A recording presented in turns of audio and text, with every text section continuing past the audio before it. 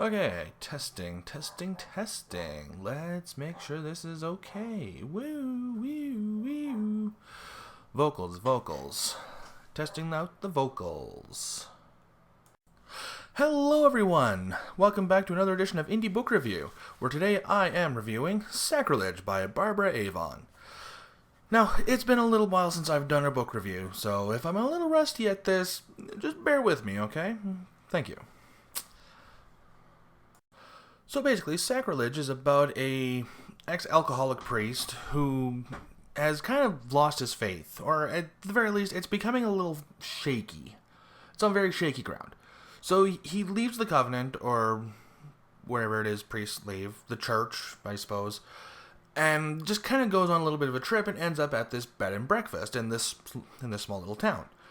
And he stays there for a little bit. The person who owns it is a little bit of a jerk to him, but, you know, she's got her own little story going on. She's not entirely to blame for who she is. But anyway, the priest does eventually win her over, and then this huge tragedy happens, and both her and the priest, fall hard. And I'm not going to spoil anything else with you guys, so that's basically the story. It's not a very big book.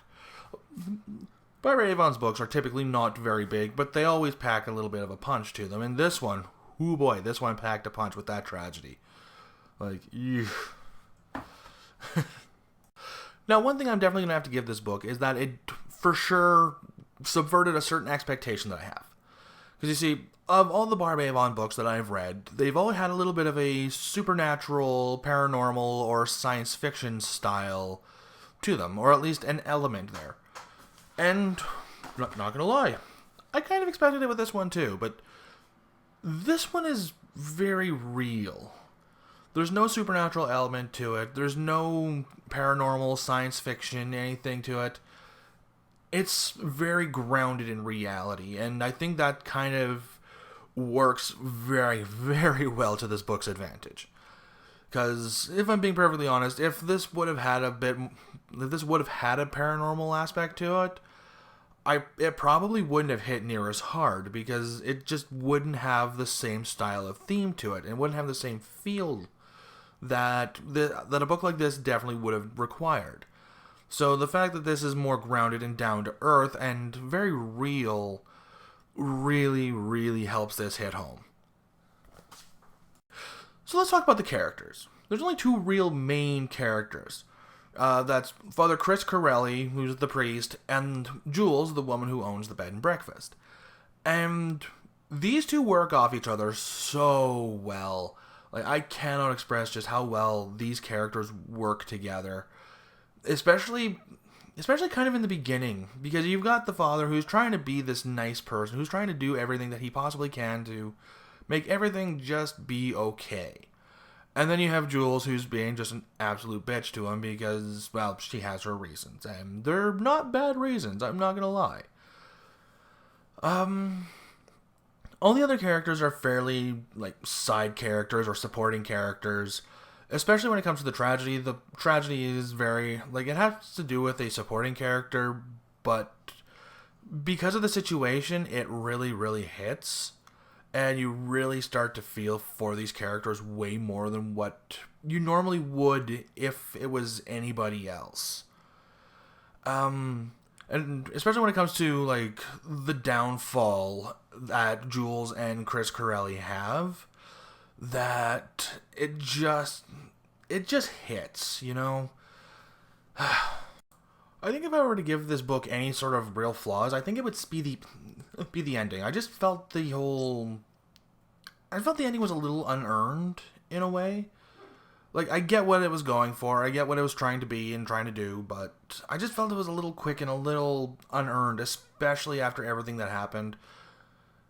But even then, that's kind of just a nitpick. I didn't hate the ending by any means. It just could have been a little more, I think. I think if the book just could have been a little bit longer and have what was going on be a little bit more developed in terms of their like them digging themselves out of their depression, I think it probably would have hit I probably would have just got a little bit more out of it if that were the case. Where, with how it is, like, it's not bad. It's just a little quick. But that's just my thought on it. That's just my opinion on it. And I guess the only other real flawed, or at the very least nitpick in terms of me, and this is a total me thing, it was a little too God is great sort of thing. It was a little too God is great for my atheistic mind. There was a few times where I'm like, I know.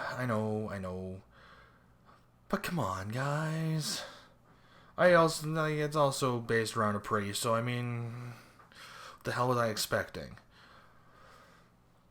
But even then, that's a nitpick, and it's not something that really took anything away from the book.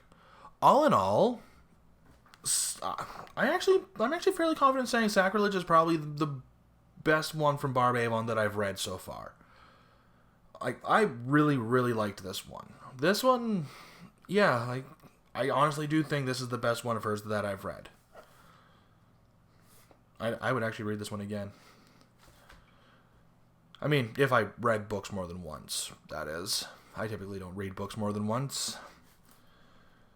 But if I did, I would read this one again. Or, hell, come the future, I'll probably read that one again, yeah. But in any case, yeah, all in all, I'm going to give this one Actually, I'm going to give it a 10 out of 10. Yeah, it's got a couple little flaws here and there, but for the most part, it's really... Those are just nitpicks, and they're really not that big of a deal in terms of nitpicks. I don't think they're worthy of taking points away from it. So, yeah, Sacrilege gets a 10 out of 10 from me because, well, it's just the best one that I've read from her, and frankly, I really enjoyed it and would go back to it. But anyway, that's all I got for you folks, so have a good day.